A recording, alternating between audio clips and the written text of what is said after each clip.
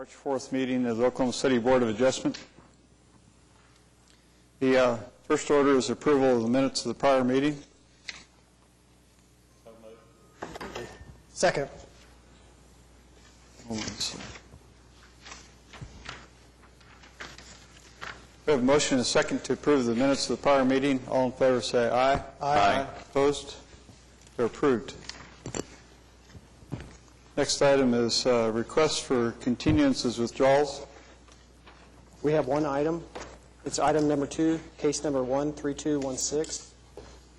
Let's see, to move it to April the 1st. April 1st. So anyone here object to that? Okay. Move to continue. Second. We have a motion and a second to continue item number 2 till April 1st. All in favor say aye. Aye. Opposed? Okay, that's continued. There's nothing on the consent docket, so the next item is number 1. Item number 1, case number 13223, request for variance of Putnam City School District to permit the installation of a metal finish roof and upper metal panel fascia in the R1 district. Is anyone here speaking for the applicant? I am Terry Parker, Architecture Incorporated. We're the architect of record for the Putnam City District on this project. Okay. Why are we here? If you have any questions, Is the project up in the air? Yes, sir. Why are we here? We have not ever been able to get a building permit. Do what? We have not been able to get a building permit. We were declined because of the R panel on the vertical surfaces. So we applied to the Board of Appeals to try to get our permit. The project is basically complete.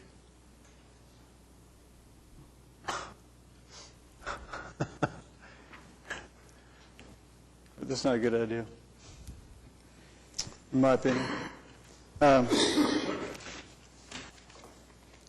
can you tell us why the work was done before? We deemed it, and gave the contractor the option, but we deemed it as it was a re-roof project. It's a building with an existing flat roof. We were putting a standing seam metal roof on it. Deemed that as not new construction, but as just a re-roof. The city disagrees, and I can certainly see why they would. They deem it as new construction, and that's one of the reasons that my understanding is an inspector kept going by the school every day thinking that he would go in and see an application for a permit, and he never did. And finally, one day, he stopped at the job site and talked to the superintendent and asked what the deal was. And long story short, it led us to here. Can I ask you why? What's the reason for the fascia on the building? The building has been added on to 11 times over its life. There are 6 different floor levels and 6 different window top levels. And in order to try to tie all of that together, I basically established a break point in the roof from the slope roof to a vertical, filled in between the tops of the windows as best we could all the way around the building to try to get some continuity to it. Some of the panels are 6 to 8 feet tall in places because of that. We used the same material as we did on the roof for ease of construction, fewer trades on the job, and cost. Yeah. It's a pre-finished, what kind of panel is that?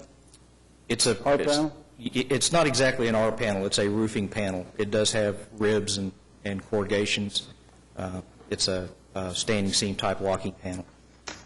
It's a standing seam panel that's on the fascia? Yes. I thought. It's a structural metal roof panel is what it actually is, with a lock seam. So it is the same as what is on the roof? Yes, sir.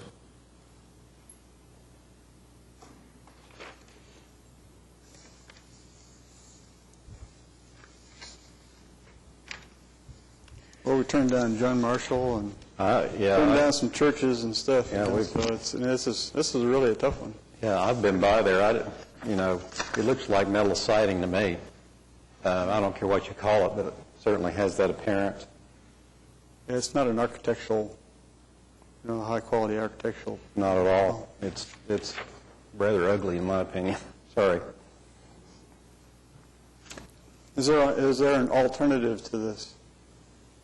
The The alternative would be to remove the metal panel and go back with an EFIS-type material or some other type of material, which, in my opinion, that's not any better. It's not a better look. It's not a better material. It's not a better finish.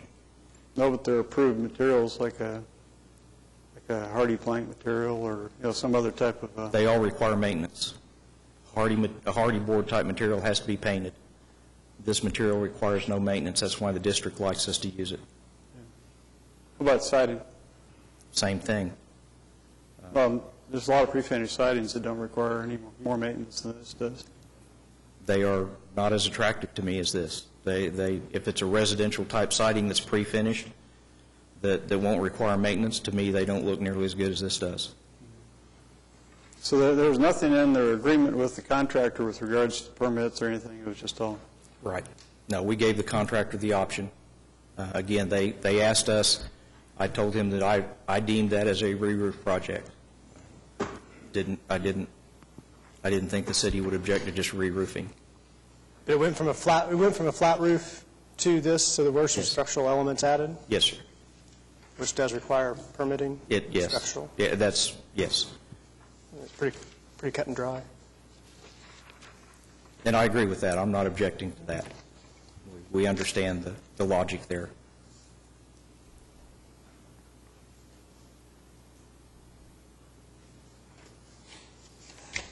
Any other questions?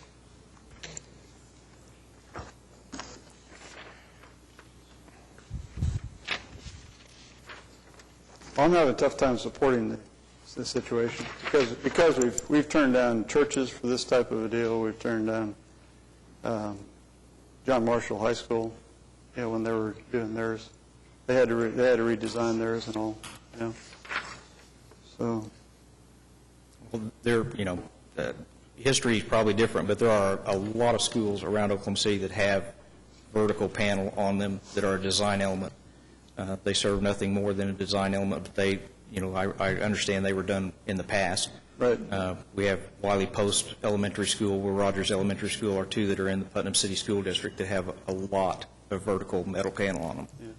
Yeah. We've got a lot of metal buildings in commercial zoning around town too, but they're in commercial zoning though. We're precluded from doing that. Yeah.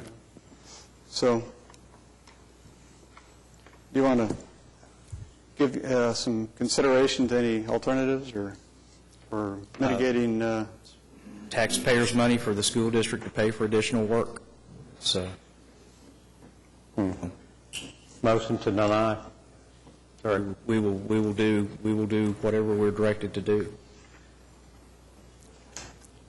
I would like to ask, though, also, this district has passed a bond issue, and in the new bond issue, there are 4 additional schools that are getting similar treatments to this. None of them are quite as radical as this one, but at this point, we have planned to do them all basically the same way with a turned-down metal fascia, somewhere in the 2 to 4 foot length, probably. If we are not going to be allowed to do that, or if we're going to have to again spend $975 of the taxpayers' money every time we do it to come before you guys, we would like to know that up front. We'll try to do otherwise at those locations. You're getting some feedback now. I understand. Building permits will be good, and they can Yes. they can explain alternatives to you and what We you're will. doing. I think there's alternatives. I mean, there's all kinds of building materials that are alternatives to this. And the taxpayers' money has been spent poorly on this deal right now. And that's just my opinion. Well, the district thinks that it's a very attractive-looking building. They are very pleased with the way it looks. We thought it was good-looking, obviously, or we would have done something different at the beginning. So that's opinion. I understand. Everybody has one. Okay. We have statutory standards we have to meet here. It's not about, some people may have personal preferences, but we have to meet these statutory standards that are in here. And usually people have to present the reason, what's something peculiar about this site. I mean, there's something, we haven't heard very many arguments. I think that's why you have a motion here for denial right now. But if you want to continue, we don't have a second on that motion at the moment. So. That's you've heard you've heard all the reasoning and the arguments that we have to present. Okay. That's just, Would you want to go over to John Marshall and look at what they did over there? Or have you looked at that? we'll come up with something if we're directed to do so. So you wouldn't want a continuance? No, sir. Motion stands. Second. Okay, we have a motion and a second to deny the application. All in favor, say aye. Aye. Aye. Opposed? Thank you. Denied.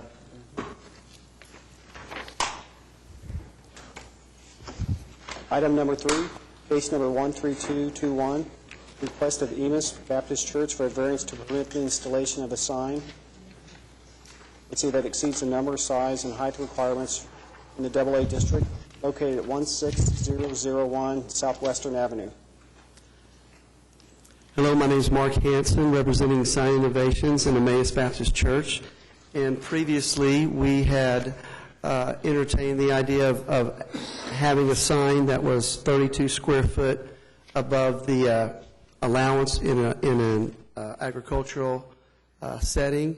And what we have done, based on the residential area involved, we've reduced the size of the sign to meet the requirements of the 100 square feet. And what we are requesting is to allow us to have 2 feet of height above the 8-foot allowance to keep the overall design intact. The church is very, very happy with our design, and we've done what we could to keep that intact. And on the west side of the sign, as you see, it does kind of go up there at an angle, and if we could just have that 2 feet but stay within the 100 square foot allowance, that's all we would request. Okay. Any comments? You're getting there. And you're taking down a 16-footer? Absolutely taking down the other sign completely. So it's a vote of improvement, and we'll give you 2 feet. Is that the issue? Yes, sir, of height. No square footage. Got it.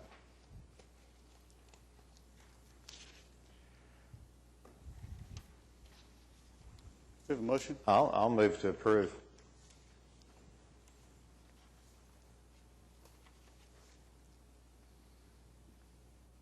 You know, I'm struggling. I'm going to go back to struggling with the statutory standards on this one. I'm sorry. You haven't addressed those yet, in my opinion. Could you address why that is necessary according to the statutory standards? The 2 feet height, because of the design of the sign, that we just can't go any smaller with the way we designed that.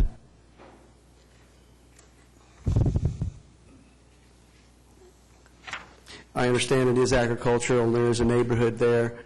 We haven't had any negative responses in that community area, which the church has gone out and spoke to neighbors, and nobody seems to have any argument with that campus. It still doesn't. I still don't believe you met the statutory standards for me to be able to vote to grant this variance. I would say one factor maybe in favor would be the scale of the project. You know, we've approved a lot of things on larger scale projects, you know, even though it doesn't meet specifically that ordinance, you know, just because it's so large, like the hospital campuses and stuff like that. And hospital campuses have a unique wayfinding need. I don't believe this church does. It's not tucked away. It's not hidden. It's large. It sets off the street quite a bit, but you can't miss it. And I still feel that 10 feet, a 10-foot tall by 12-foot wide sign is too big for that, being across from a residential neighborhood. It's 10 foot by 10 foot. Yeah. Okay, we have a motion to approve, but no, for approval, but no second. So the motion Fails. Huh? Fails. Motion fails for lack of a second. I have a question. We have approved signs where we focus on the square footage as an example, focused on the message part of the sign versus the surround of it or something like that. I know that's to the square footage, but I think we've even approved some that were a bit over the height limitation on that basis of the surround is an improvement to the sign presentation itself. And I think that's kind of been the reason. I'm not necessarily saying that is this situation. I'm just telling you what I think we've done in the past. Well, and several things we've tried to overcome here too is, if you notice, and if you can remember the first one, there was a base to it with some brick. There was some concern, even though there is a ditch there, if a car were to come off the road and hit it, there would at least be something there of some substance to keep the sign from being hit. We've eliminated that now. And, I know when we're looking at it, you say, hey, we got to come show some kind of hardship. I don't know if it's quote unquote a hardship, but they are zoned agricultural. And the whole reason for this is we gave them some options of just some boxy signs, and they just didn't look very good. And even some of the people in the community that go to church there had said, can't we do anything that looks a little different and still is nice? And I understand your argument. You're saying, hey, that's nice and fine. I understand that. But figure out something. Well, when we get down to that smaller, it didn't look very good. It's just a box. And, the hardship is, you go around a lot of these churches, they've got that sign visible in the air and, on a pole. And so where you can really see it, and even driving by and imagine this is going to be awful low to the ground, and to be able to, catch your eye. And I understand we're not raising the sign up any on this, but it's just that structure up there. But, if you were to show kind of a hardship, it's unfortunate that they're zoned agriculture and they can't, do what they want for that size of the campus, and they are visible from the road. But it is definitely for an improvement to the community. That's why we picked this design. Did you say with the total difference, because of the odd shape, did you know what the total difference is from the 100 square feet? When you said that the total difference, basically what we did was took away the base and just kind of squeezed everything in. If you're asking me on the height, the height is basically the tip of that is at the 10 feet. If you come down to the base here, we're at 109 inches, which is almost 9 feet. And so it's really just that one little slice there that we're talking about. There isn't just a square mass of. Did that answer your question, sir? No. Okay. Direct me on how to answer. Okay, the sign itself is 100 square feet. Yes, sir. So how much does the rest of it add on? Does the rest of it add on still 32 feet? Yeah, the base was roughly a 2 foot. Oh, right now. What's hanging out there outside the sign? Is that There's nothing? It's 100 square feet now. Huh? It's just a little taller than 8 Right. feet. And they're being penalized because it's agricultural and nothing else. And even though there's no agricultural going on here, it's a 20-acre campus, and, the argument before was, well, it's residence, and that 32 square feet's too big. And come back to us with a different, and what The height and the square Wanzer is footage. saying, I don't want anything different. I want it within the regulations, and we're saying we would like just a little bit of help here, a little bit of help. Not much, just a little bit, 2 feet, to let us make our sign that we designed. Because otherwise you just say, look, there is no room for argument here, and we're trying to present it the best we can. There is if the statutory standards are met. Do what? I'm sorry? There is room for argument if the statutory standards are met. What are the standards? I don't know Well, 8 what we're foot. missing. Yeah. You mean 8 foot over the 10 foot? No, the 4 statutory standards that you're required to meet to have a variance granted. Right. And I thought we did. That's what I'm saying. I don't have it in front of me, but I thought we had met those. Again, Yeah. the only thing we're missing on here is these 2 feet of height. I was looking at the concept of removal of the old sign, which I think is somewhat unattractive. That's another opinion, but that's kind of where I was going with the thought of the statutory standards involved and primarily the hardship issue because of the replacement with, I think, something that looks a lot better. Sure. But that's subjective. They're saying that all of this within here is 100 feet. And all they're talking about is just this height issue right here. 2 feet. At an angle. Yeah. That's 2 feet at Yeah. an angle. I still feel it's too high. But you're saying everything within what you see right here is 100 square feet? Yes, sir. That's what we're saying. And you're just talking about this little triangular piece? Yes, sir. Very minimal request in our opinion. Okay. I can't make a motion. So we got to Well, I'll move to Anybody deny. else? I'll Anybody move to make a deny. motion? If we had a motion that failed, I'll make a motion to deny then. I mean, I appreciate you wanting to do an aesthetically attractive sign. I believe it could still be accomplished. You've got, and still get down below that height. I mean, I think that's just too tall of a sign for that residential neighborhood. It's not a commercial district. And I don't feel you've met the statutory standards. I'll second the approval, or the motion to deny. Okay, we have a motion and a second to deny the application. All in favor say aye. Aye. All opposed? Aye. So it is denied.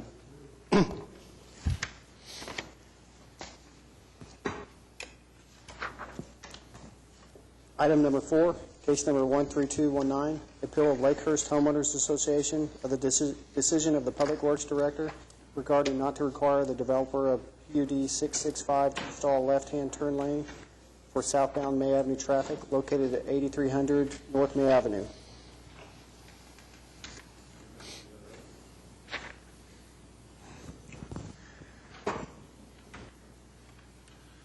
Mr. Chairman, members of the board, my name is Eric Groves. I represent the appellant,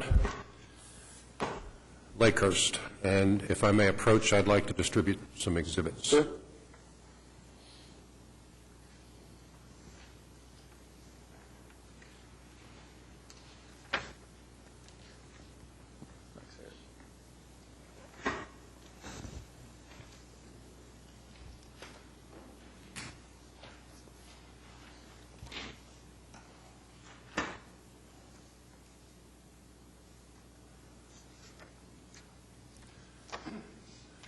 You might want to take a quick glance at those. I'm not suggesting that you read them in their entirety. There are parts of them that are there for your reference. Exhibit A is the staff report on this project, issued some years ago. Exhibit B is the front cover of the PUD as enacted by the City Council.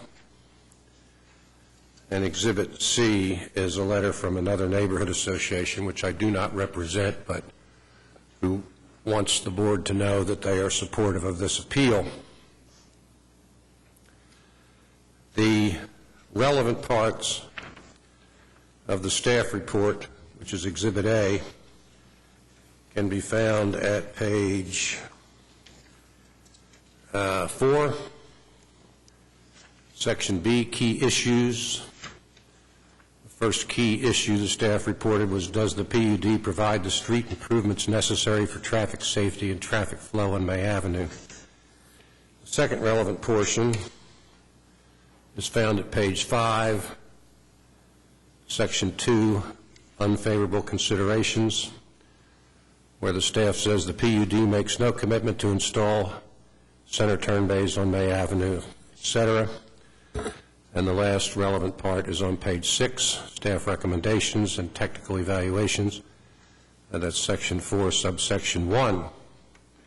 We're going to come back to those, but in case you wanted to make reference to them, I wanted you to see them.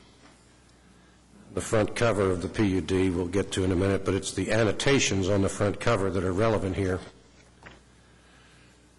This is an administrative appeal from a decision by the Public Works Director denying a requirement that the developer of this PUD, as a condition of the PUD, install a left-hand turn bay for southbound traffic on May Avenue. I guess all of you have this on your screen. I should imagine that you all are familiar with the area. You can take judicial notice of the characteristics of the area. Lakehurst, of course, is the neighborhood to the west. It's approximately 50 years old, anchors the east side of Lake Hefner. There are about 341 homes in Lakehurst, approximately 1,000 residents. Many have lived there most of their lives or are the descendants of those who have. Lakehurst maintains at its own expense the easement along May Avenue for the 13 entrances. That costs about $10,000 a year. There's a line of trees that enhances the May Avenue corridor. north, and they are in the process of upgrading that easement with help from the Oklahoma City Community Foundation. Some years ago, you probably recall Charlie Givens developed St. Martin's to the north of here, and at that time was required to install such safety improvements as were necessary to allow traffic to come and go from St. Martin's. We regard that as an important precedent. In this instance, when this PUD was adopted, and I believe Dennis represented the applicant at the time, the staff made a very strong recommendation that's mentioned 3 times in the staff report, and you have it in front of you. And basically what the staff said back then was, for traffic safety purposes, the developer should be required to install a left-hand turn bay for traffic flowing south on May. And that was a technical evaluation, or a TE, and the commission elected, ultimately the city council elected not to follow that staff recommendation. Instead, on the front they said, applicant agrees to all TEs except the one requiring a left-hand turn lane to be decided by the city engineer. We have 2 issues with that. There's a legal issue with it, which we'll deal with later, but the first issue, of course, is should it be required? Should Mr. Clowers have required the developer to install that left-hand turn lane as part of the PUD? And so we wrote to him, and you've seen a copy of the letter because it's attached to your materials, in which we basically said, we think you should do that. And then we received a letter back from Mr. Clowers that said, I'm not going to recommend it at this time. Now, the basis of that denial, several-fold. The first basis was that the project had been scaled back. The original project, and excuse me here, let me get my notes and I'll tell you the size. The original project as contemplated was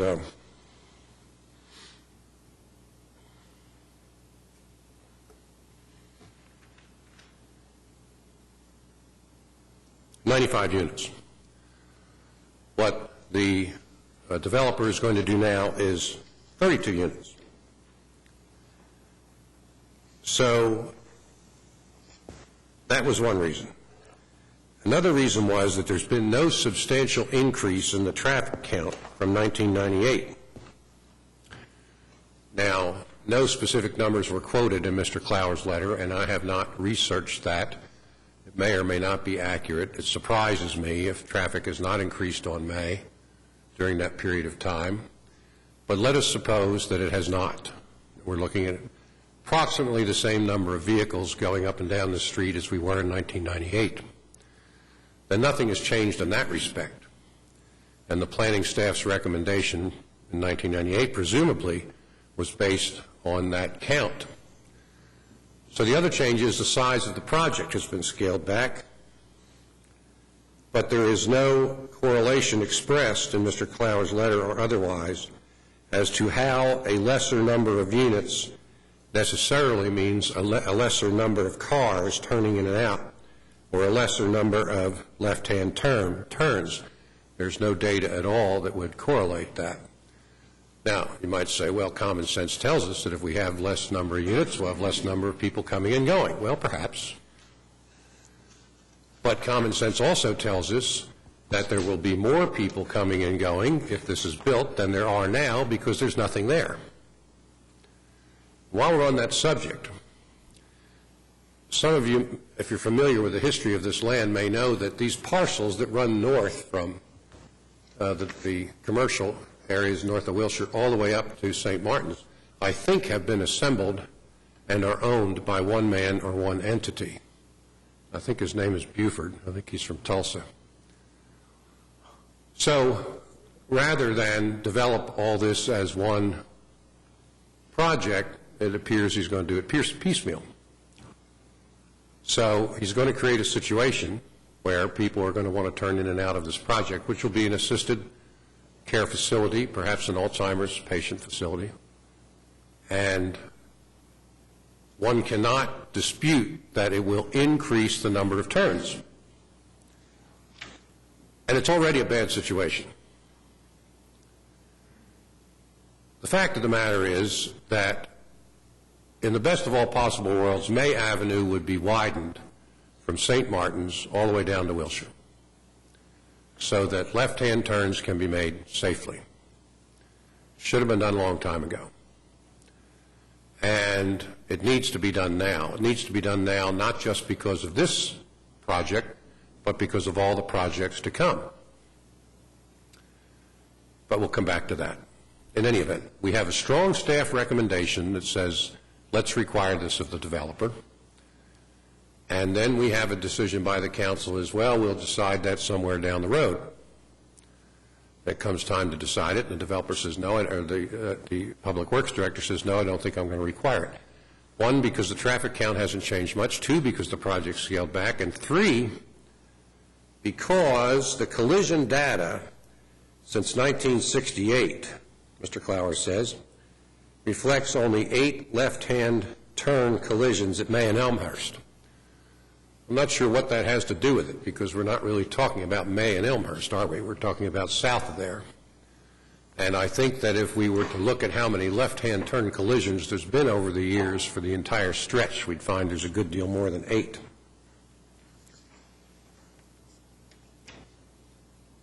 I find it interesting that the rationale here, and I know that my friend and colleague, Mr. Box, will be arguing after I do, and he submitted a brief. I did not, and I'm going to respond to some of what's said in that brief. But whether it's Mr. Box's rationale or Mr. Clowers' rationale, here's what it seems to add up to.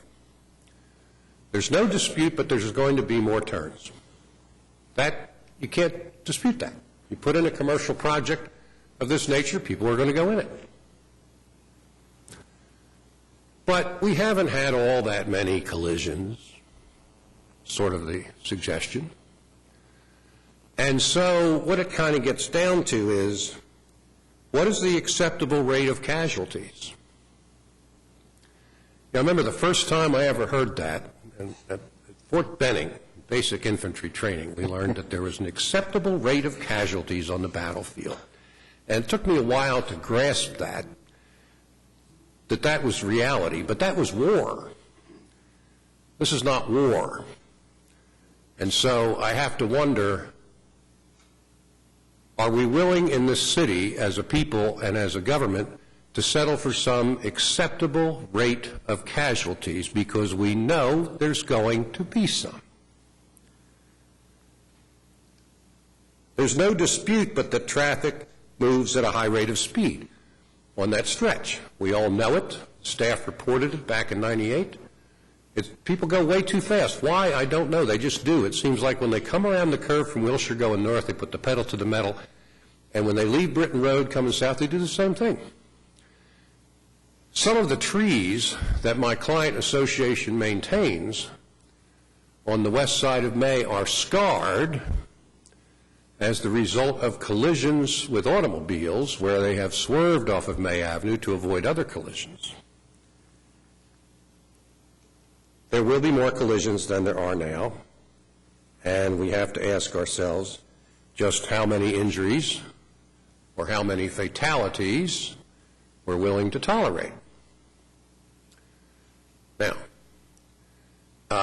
it seems to me that if Mr. Buford or the entity that's developing this wanted to be responsible, they would say, we're going to be a good corporate citizen and we're going to put that left-hand turn lane in there, not just for the safety of the people traveling up and down May or for the safety of the residents of Lakehurst, but for the safety of our employees, our patients, our visitors, our vendors.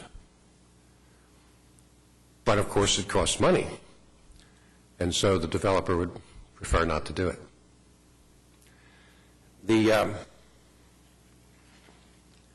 It kind of gets down to the same old thing, I guess, which is the extent to which commercial interest will be put ahead of the public interest and the interest in public safety.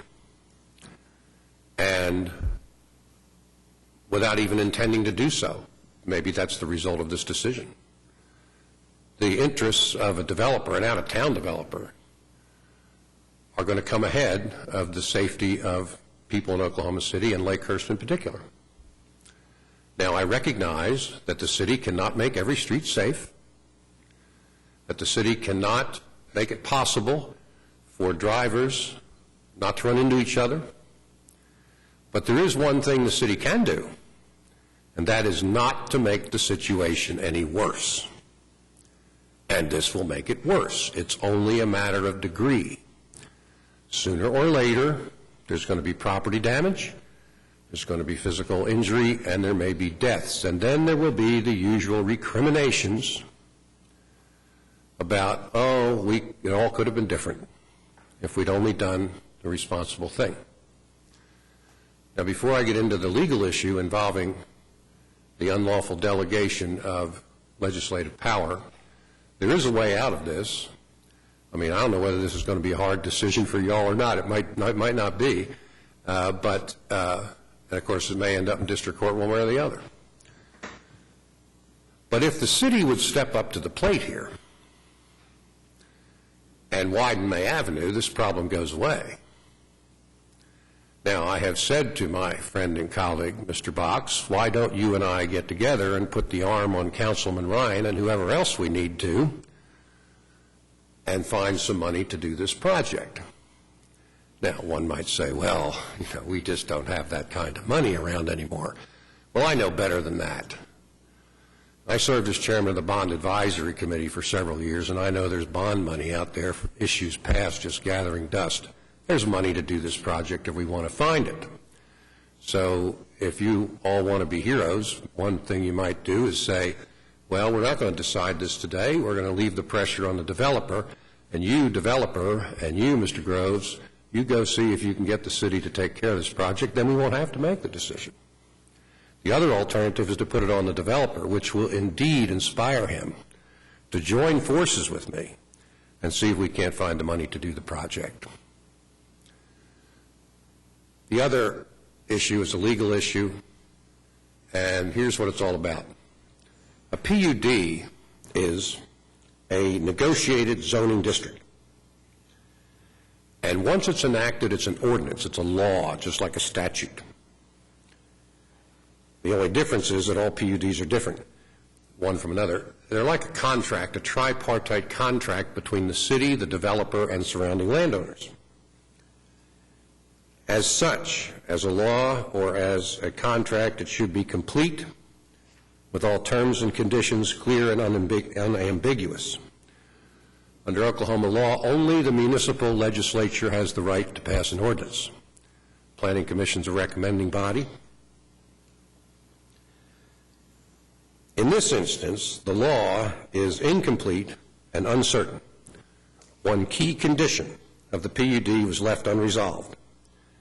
If the left-hand turn lane had been included, it would have been an integral part of the PUD and a legal requirement, a zoning law. If it had been excluded, then it would not have been a legal requirement. The developer would not have been obliged to put in the lane. Here, what the council did was it left it hanging. It delegated to an administrative official the responsibility of including or excluding a key component of a law. Well, a key component of a law that's left missing and is delegated to a non-elected official is not really much of a law. In fact, we think the PUD legally is probably void. That's something we'll probably have to test in court. But if you want to deal with it, we would ask that you rule that there has been an unlawful delegation of legislative power to an administrative official and leave it at that. And then we can deal with it later. In the contract sense, it's sort of like a failure of consideration. We have a contract, it's not really a contract. We have an ordinance, it's not really an ordinance. And you might say, well, it doesn't bother the developer. And it doesn't, because the ruling was that the developer wouldn't have to put it in. But it bothers surrounding landowners because there's been this uncertainty all these years, and there is this uncertainty still. Is that part of the bundle of rights, duties, and obligations in a PUD, or isn't it? And it really should not be left undecided. It's probably unlawful, and it certainly is bad public policy. So,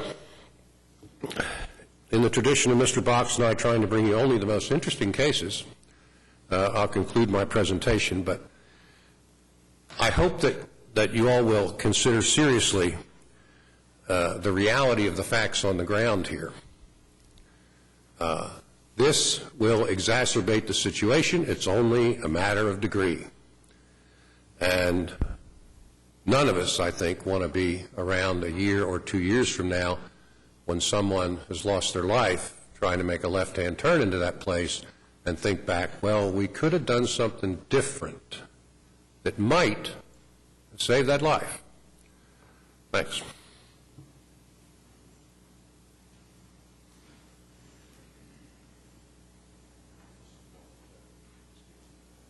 We already got it.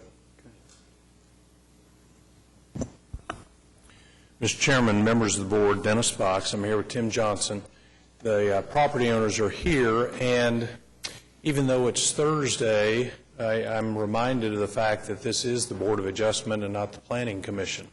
Mr. Groves made a number of arguments about staff and staff recommendations and planning commissions and PUD documents, all of which are very interesting, but from a practical standpoint, this board looks at 3 different matters: special exceptions, variances like the last signed case where you have 4 statutory conditions, and appeals from administrative officials. When you deal with an appeal from an administrative official, this case is very interesting in that the timeline that I have provided for you on the document shows that we applied for a building permit on 9/21/09. We were issued the building permit on 10/20 of 09, or correction, 10/30 of 09, and Mr. Groves didn't file any kind of appeal until 1/12 of 2010. Why is that significant? The law says that you have 30 days from the decision that's made to file an appeal. Building permit was issued. If you'll go through the documents, what you're going to find is traffic looked at it, all the different departments, zoning looked at it, everybody signed off on it, and that's shown in the documents that you have in front of you. So the 30 days passed, and I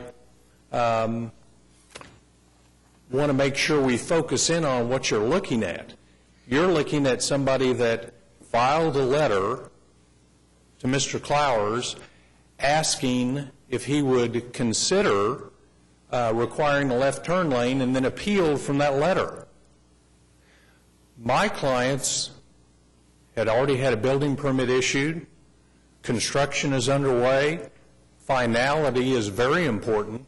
It'd be like if you went out and applied for a retail strip center and you had 7 bays and you put the retail strip center in and the city applied and gave you a building permit, and then somebody sent a letter to the city a couple months later and said, I think it'd be a good idea to have a left turn lane. And when the city said no, you appeal that to you all as a Board of Adjustment. You all do not sit in a capacity where you look at zoning and planning issues and decide whether something is a good idea or not. That's what you have experts for. That's what the Public Works Department does, and that's what they do when you apply for a building permit, all of which was done in conformity with the ordinances, and we are, at the present time, constructing our project. Now, Mr. Groves did, within 30 days of receipt of his letter back from Mr. Clowers, file an appeal, but that's not an appeal from the building permit. So when we're asked to exercise judgment and do what's right, we're kind of going back and saying, are we trying to go back to the 90s and redo the zoning case, which I was involved in and did represent the client? That's not something within your scope. Now, there are 12, and Ms. Johnson, if you bring that up, there are 12 curb cuts, entrances into Lakehurst. Let's do that second one. Oh, here we go. This is the number of entrances and exits into Lakehurst. If Lakehurst wants to come up with a solution, we have no objection to it. If the city wants to come up with a solution to what they perceive as a problem, we have no objection to it. But to go back and have my client have to do anything when a building permit's been issued, they're under construction, would be not only against the law, but would be inappropriate in regard to the Board of Adjustment. When you deal with requirements such as aesthetics, uses, development regulations, those are things that run through the zoning department, they run through the planning commission, and they run through the city council. So from our standpoint, when you deal with finality, yeah, it's one thing, and when I look at Mr. Grove's letter today, he talked about a left turn lane. When he filed his letter with the city, this is what was requested. And this is the real problem with the approach that's been taken. In any event, on behalf of Lakehurst, we're requesting an administrative decision from you determining, 1, a left-hand turn bay will be required, 2, a deacceleration turn lane will be required. Additionally, given there are no traffic lights between Wilshire and Britton, a signal might not be a bad idea. Well, my client is entitled to rely on the city, and that's what we've done. Mr. Johnson's here if you want to hear from him. Mr. Clowers is here as your expert. But I want to make sure you all are focused on the fact that this appeal from a decision of an administrative official is from a letter, not from the building permit. That 30 days has already run. And I'm here to answer any questions.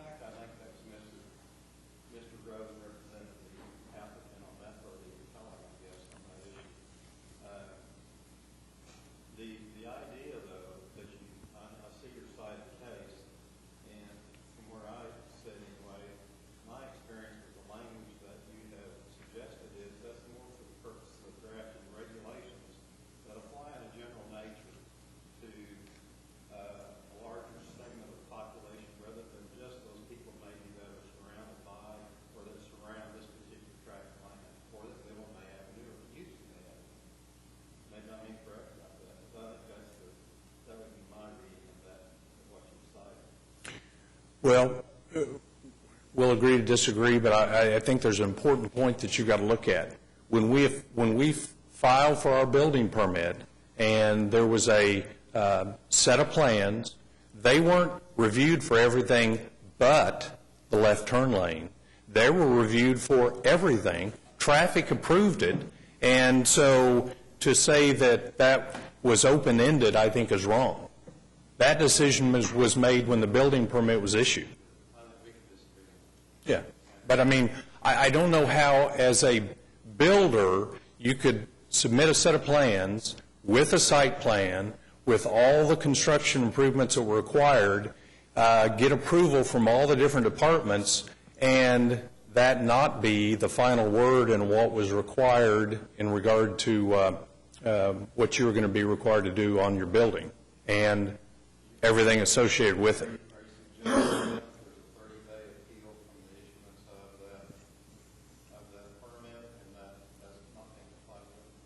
Absolutely, I am. Yeah, and Mr. Groves and I first. That's right. And back in the early 1980s, there was an apartment project that Lincoln Property Company was involved in on 122nd, and Mr. Groves filed an appeal within 30 days after the building permit had been issued. And we ended up before the Board of Adjustment, we ended up at the trial court, we ended up at the Supreme Court. Here, the 30 days wasn't met. Therefore, that can't be appealed. You have a 30-day window, period. I have one more question. If, in fact, the city imposed the requirement to construct or build these lanes at the expense of the client, would you be here arguing against that? No, I think we would have had to have done it. But, I mean, the finality of it is we've got our loan, we're under construction, we purchased the property, we relied on the city reviewing and making all those determinations. If they had said you had to have a left turn lane based on the PUD, I think we would have had to put it in. I haven't seen the layout or the plans or whatever on the construction, but how many entrances off of May Avenue will there be into this area? One. So if you only have one, how long of a lane, left turn lane is that? How long is that? I'm going to let the expert. In order to put a left turn that would serve both the neighborhood road and the single entrance into the addition, into this development, it would have to be several hundred feet in both directions, probably a total of about 600 feet because of the tapers and everything that would be required. And I might add that the PUD originally only allowed for a single access, but it was shown further south, and it was concurred by the staff to allow us to line it up with the street because from a traffic standpoint, this is a safer location. So, Tim, we got a question. Oh, go ahead. Do you have something you want to add to? Oh, I'm sorry. I didn't mean to cut off the question. Tim, you want to stand over here and then we can. Go ahead.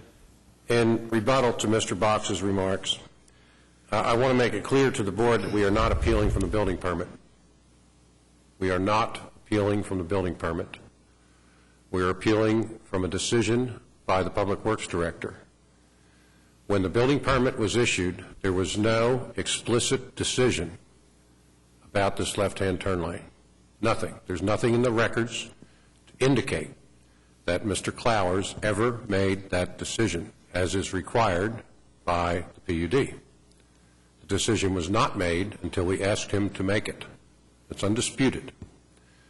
What Mr. Box is suggesting is that you could infer a decision by Mr. Clowers because the building plans or the grading plans were approved and a building permit issued. While we're on the subject, it's hard to believe that Mr. Box would actually argue that we should have known about the building permit so that we would know when the 30 days started running and then be able to appeal from it. There is no notice of a building permit given to surrounding landowners. None. Mr. Box say, well, you have constructive notice because it's a matter of public record. Well, in order to, and I say this only as an aside because it's not an appeal from the building permit, in order to do that, I'm sure you realize that someone from my office or a representative of my client would have to be down there at Public Works every day asking, has a building permit been issued for this project across the street? Because that's the only way you'd know. There's no notice by publication. There's no actual service, no actual notice. No one knows. And I can tell you from past experience that if you want to appeal from a building permit, you're in the position of having to monitor it every single day. We're not appealing from the building permit because there was no express decision about the left-hand turn lane made by Mr. Clowers until we requested that it be made. Mr. Box refers to 12 curb cuts on the Lakehurst side of the road. That's a little specious. Those aren't curb cuts, they're streets.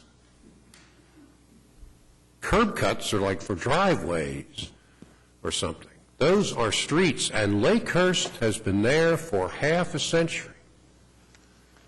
You know, I can remember going to look at the Christmas lights in Lakehurst back in the 1960s. And when Lakehurst was developed, May Avenue was a totally different environment, and some of you may have been around long enough to remember that. There were residences on the east side of May.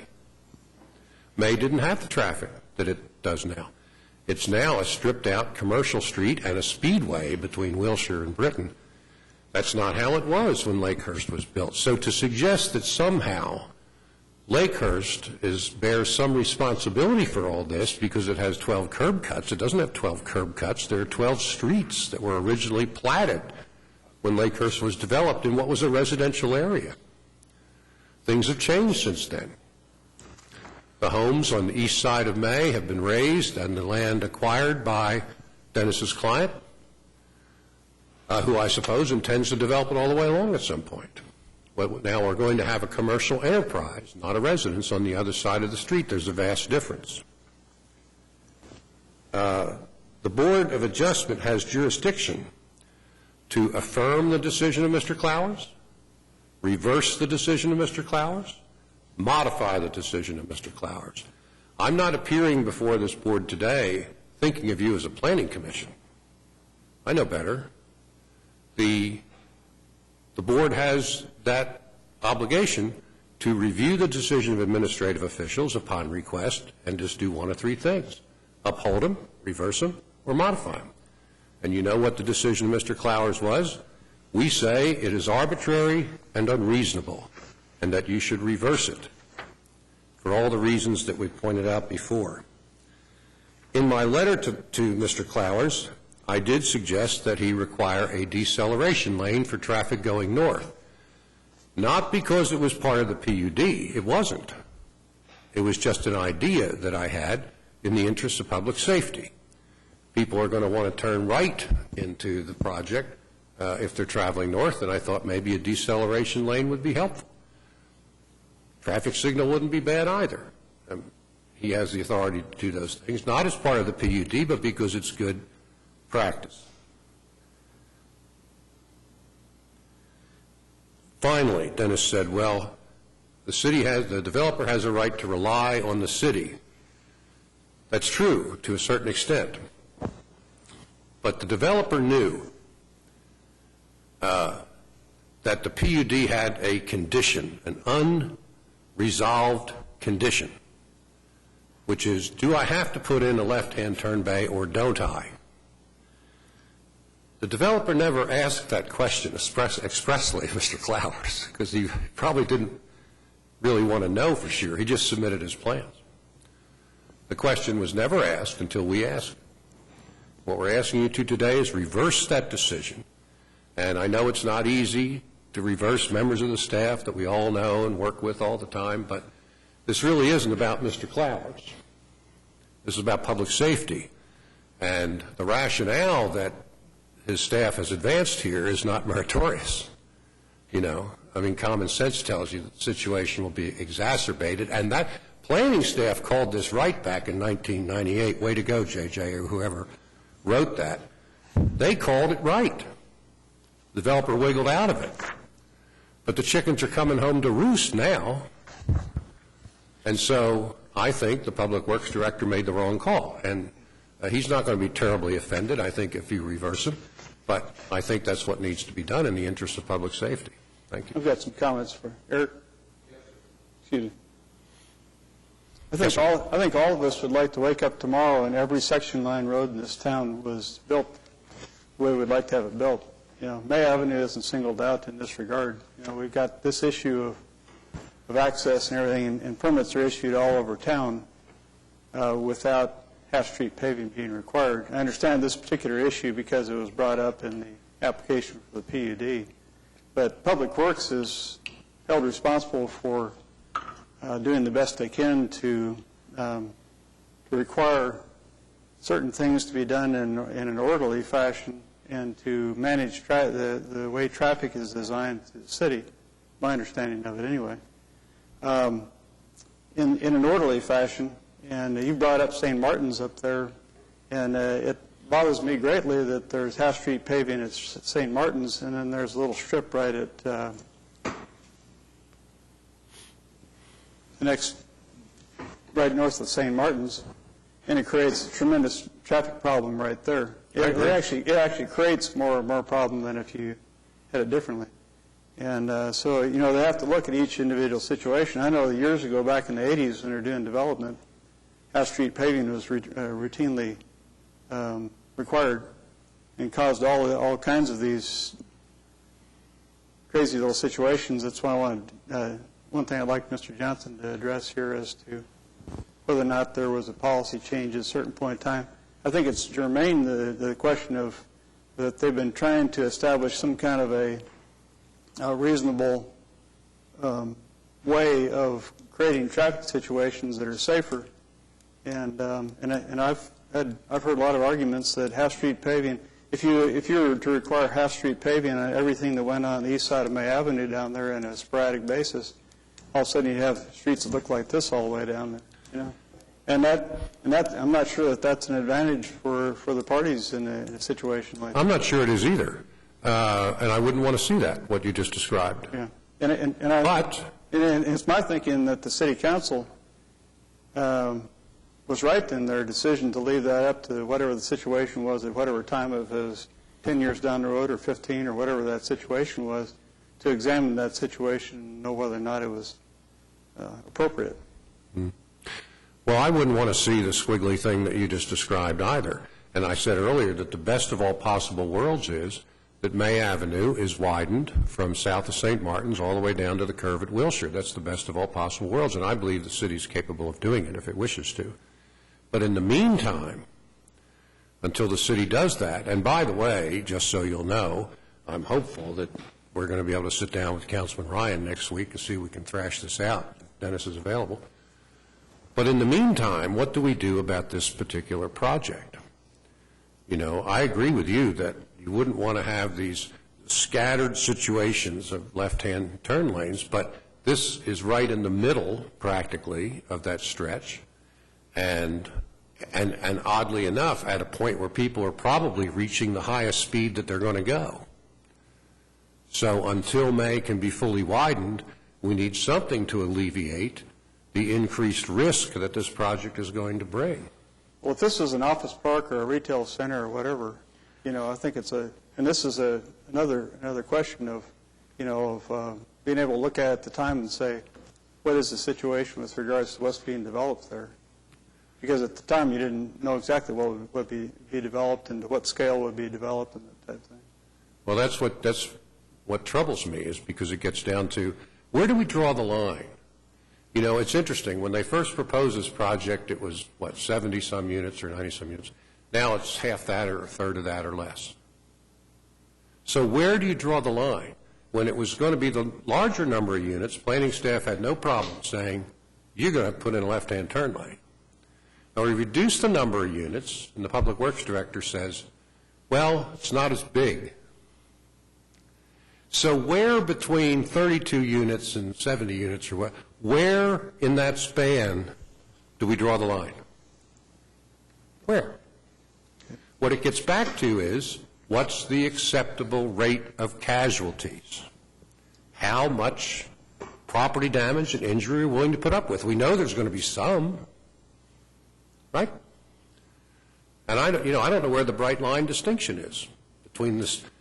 I mean, what I'm judging from what you just said is that if this was going to be a shopping center, the board would say, listen, it's only good sense to put in the left-hand turn lane because we know you're going to have a lot of traffic, a lot more than what you're probably going to have with an what I was saying is that Mr. Clower's decision might have been different based on that situation. I think it probably would have been. Yeah. Probably would have been. May have been. I'm not putting words in his mouth. But where do you draw the line? That's the problem we have, is where, that's why we say it's arbitrary. You know, we know there's going to be an increase, but where do you draw the line? 32 units, 42 units, 52 units? It's a judgment call. And we think that the judgment was erroneous. That's all.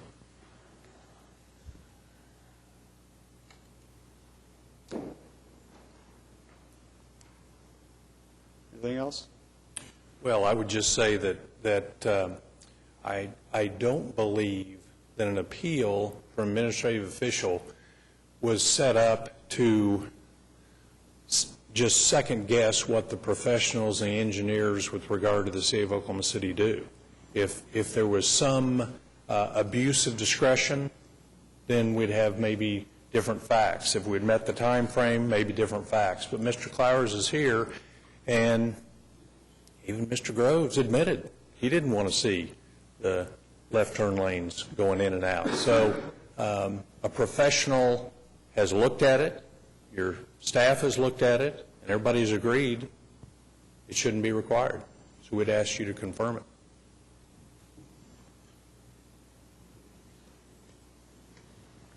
Questions? Discussion? I have one.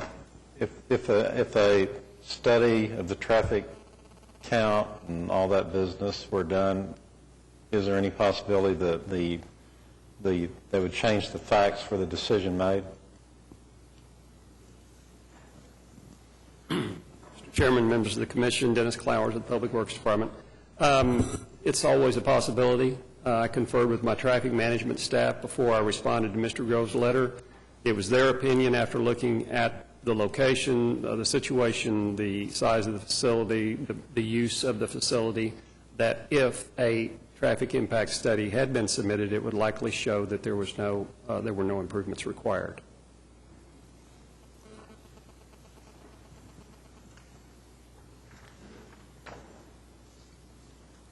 You have something, Tim? You want?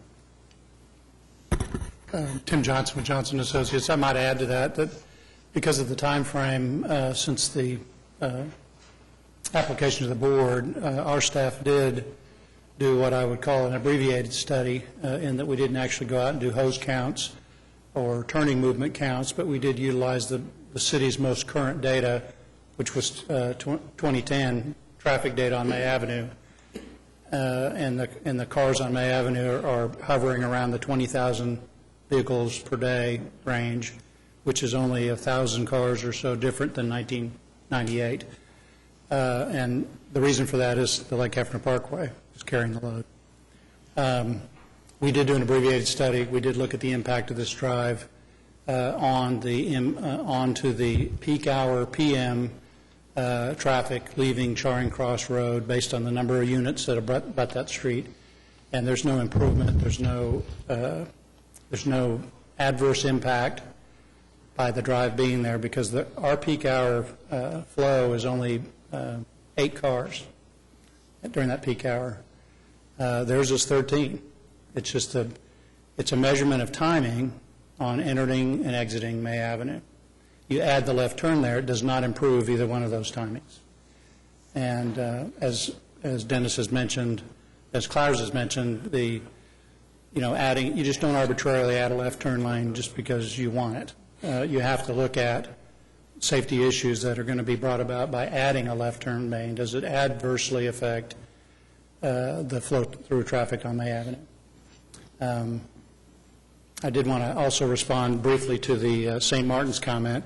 I was the engineer for St. Martin's. I did create the problem that you mentioned. At that time, the left turn, I can't recall if it was mandatory or if it was voluntary. I think it was voluntary by the developer. We had 80 single-family units as opposed to a 32-bed situation here. We also had about 60,000 square foot of office and a single major entrance that Mr. Givens, the developer, wanted to focus on getting people in and out. And so that's what drove that. A limited right-of-way on the north side, because the whole east side of May Avenue was short right-of-way width of about 8 feet all the way up to Britain. The limited right-of-way on the east side limited our taper distance into that little commercial tract just north of Guilford Lane. So that's kind of what created that. So we did our best to squeeze that in a situation that we felt like that would be a benefit because of the 80 single-family units that were going in. Was there a policy change at the city with regards to, because back in the 80s they required it pretty regularly, and was there a policy JJ change? probably can answer the policy change part of that. I know that what drove that was platting relative to commercial properties, if the improvements weren't already developed, which in this case May Avenue has been 4-lane and was considered fully developed. So a widening would not have been required as part of a plat if we were required to put in a plat.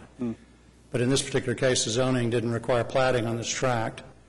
But usually the platting on commercial property drove the improvements. Okay. Who made the determination at that time that the center turn lane was something that was desired and required for public safety? Again, I'd have to go back. That was Would have been the Public Works 25 years. Department, traffic engineers? It was probably the developer, and as part of that, we had to make an application to the Public Works Department and Traffic Commission to get that done.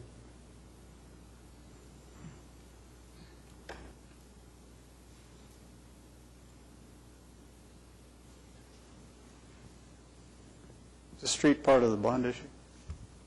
No? Doggone it. No, it is not.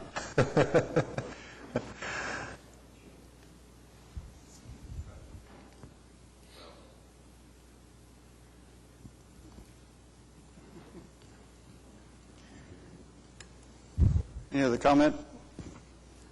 We have a motion, I'll move to deny the appeal, or not sustain the appeal. A motion to uphold the decision by Yes. I second the motion to uphold the decision by Public Works Director. Is that correct? Is that affirmed? Okay, affirm. We have a motion to affirm the decision of the Public Works Director. It's been made and seconded. All in favor, say aye. Aye. Opposed? Okay.